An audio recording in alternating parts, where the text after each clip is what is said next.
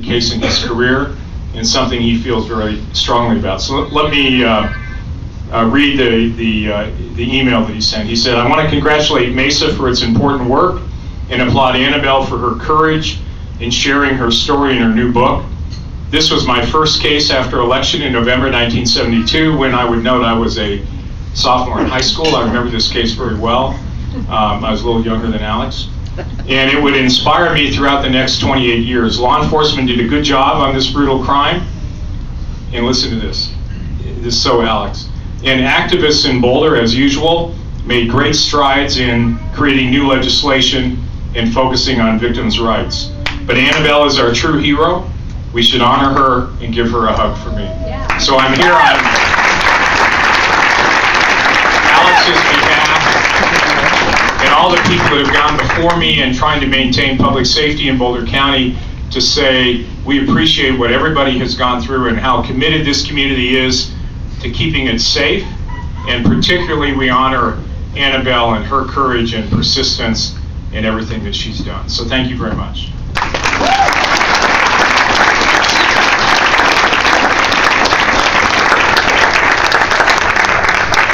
So it's my privilege to introduce our next speaker, and that's Annabelle Kindig. And just to set the stage a bit, because you're about to be inspired. Annabelle is the sole reason that MESA is here. It was in response to the tragic case that she was involved with in 1972. When her and her friend were kidnapped, taken to the mountains west of Boulder, sexually assaulted. Her friend Jessica was killed. Annabelle miraculously survived. Not only made it out of the mountains, found her way back to Boulder, gave an accurate and amazing description of the offender so that law enforcement was able to find him. He's now prosecuted and jailed and serving lifetime in prison in Kansas. 1972, Boulder, Colorado. Imagine it for a minute. Idyllic, probably pretty hippie town. And citizens were pretty outraged about that this could happen here, Idyllic, Flatiron, Boulder. And they formed at the public library and said, this doesn't happen here. And they formed a group with the acronym at that time was HARM. Bad acronym. Humans Against Rape and Molestation was the name. We've gotten better. We've evolved with the branding, at least over the years. But HARM was formed 1972 at the Boulder Public Library and then took roots in the basement of the mental health center. It was all volunteer driven, and it was a community grassroots effort in response to this, what happened. So fast forward to 5 years ago, and MESA was having its 35th anniversary, and I said, we've got to find Annabelle, because she's the reason that the whole organization is here. So we tracked Annabelle down in Grand Junction, right, Grand Junction? And I made this phone call. It was a really difficult phone call to make, and I called Annabelle and I introduced myself. I said, I'm Janine, I'm with Moving to End Sexual Assault, and Annabelle had no idea that we existed or that anything had formed as an inspiration for her story. So 5 years later, Annabelle was back with a book and here to share her experience with us. So it's my pleasure to honor Annabelle.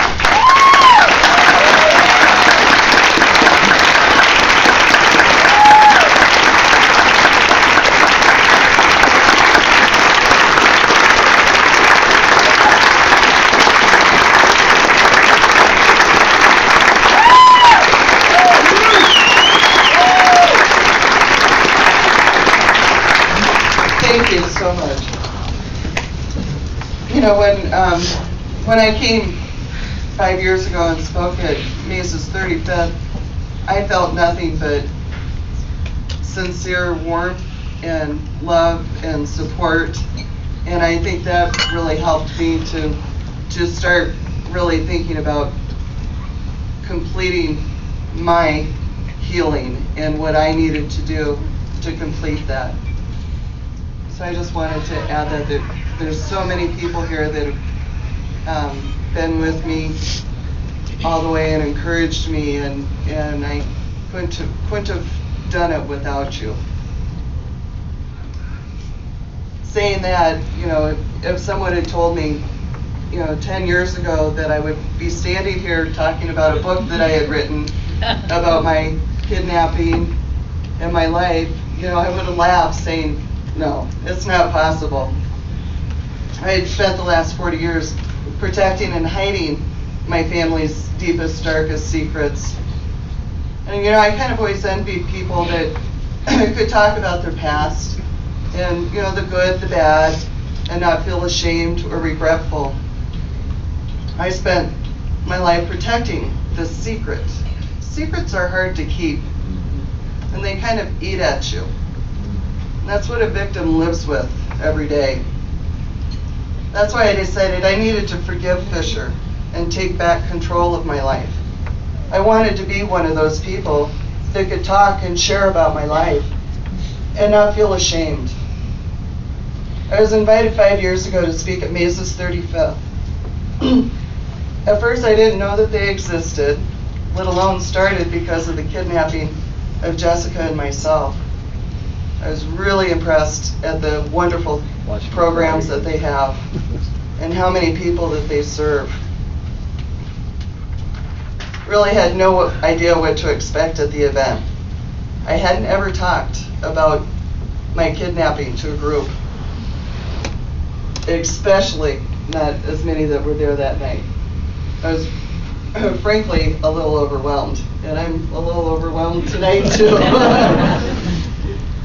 In my speech, I spoke a little bit about the letter of forgiveness that I had written to Fisher.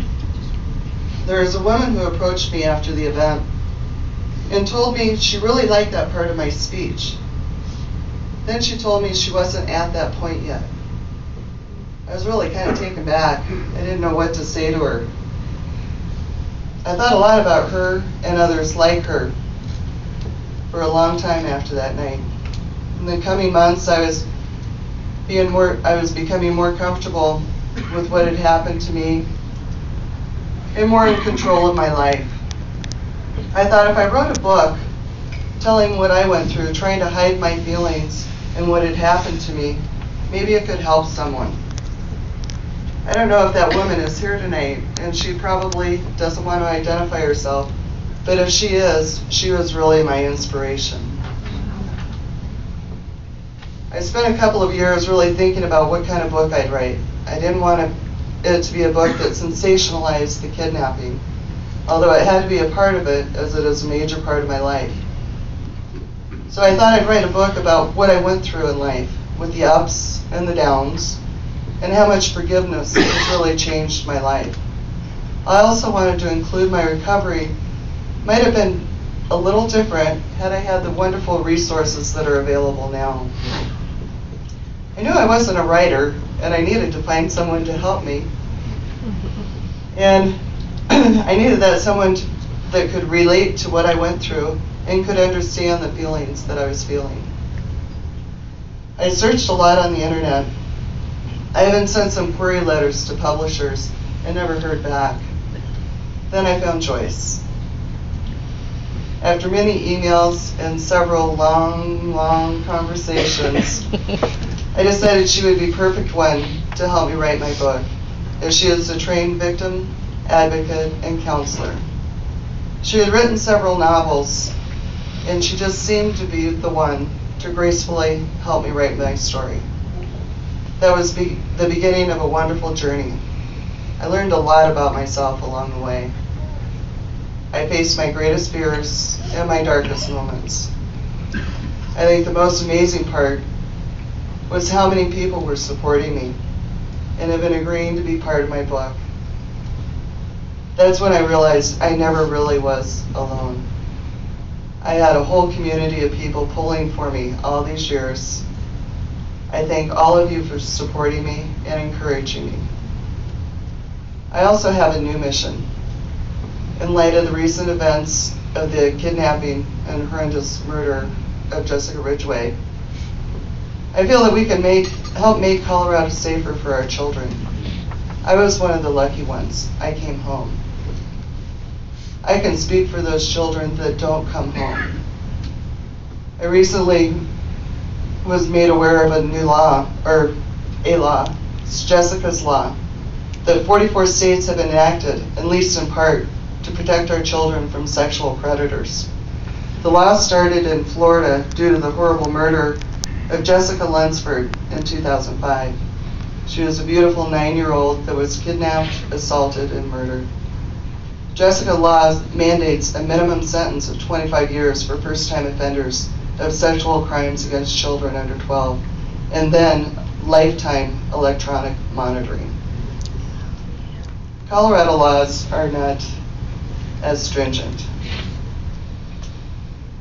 The strictest law I found, without including a murder charge, is any sexual contact committed by an actor who is at least 4 years older than a victim who is under the age of 15, where the actor applied force or threatened death, injury, kidnapping, or future retaliation, or the actor committed the offense as part of a pattern of sexual abuse.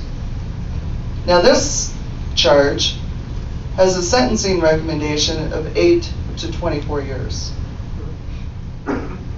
Jessica's Law would demand a minimum sentence of 25 years and does not require the threat of violence. If the accused in Jessica Ridgway's murder is tried as a juvenile, then the maximum sentence he would get is 7 years.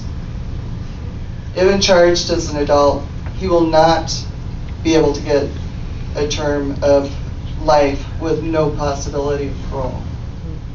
He will probably be eligible for parole after 40 years, which will make him 57. I don't think that's justice for what he did. Jessica's family should be secure knowing he will never be able to commit the same crime to another child. I urge everyone to contact their local senators and ask that they take a stand for our children. I have contacted my senator, and I hope you do too. Thank you.